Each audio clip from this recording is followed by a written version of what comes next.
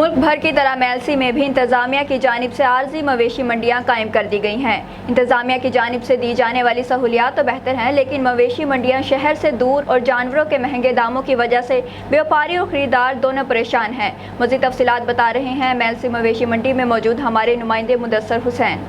जी बिल्कुल, मुल्क भर की तरह मेलसी में भी तहसील इंतज़ामिया की जानिब से 2 मकामात पर आर्जी मवेशी मंडी कायम कर दी गई है।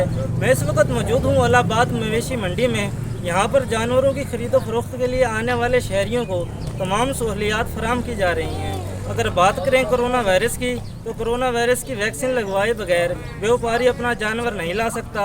यही वजह है ना ज़्यादा व्यापारी यहाँ नज़र आ रहे हैं और ना ही ख़रीदार। मेरे साथ इस वक्त कुछ शहरी मौजूद हैं, मुझे जिनसे जानते हैं उनकी इस बारे क्या राय है। डिपार्टमेंटल पॉइंट ऑफ व्यू से यहाँ पे जो है हमारे पास टिक्स का स्प्रे है जो हम व्हीकल पे और एनिमल्स पे करते हैं। इसके अलावा यहाँ पे हमारा जो है एनिमल्स के ट्रीटमेंट पॉइंट ऑफ व्यू से कोई भी डिजीज़ एनिमल होता है उसके लिए हमारे पास यहाँ पे फर्स्ट एड है और हम ट्रीटमेंट प्रोवाइड करते हैं। जी, एक तो यहाँ महंगाई बहुत ज़्यादा है, दूसरा शहर से दूर होने की वजह से जानवर क़ुव्वत खरीद से बाहर है।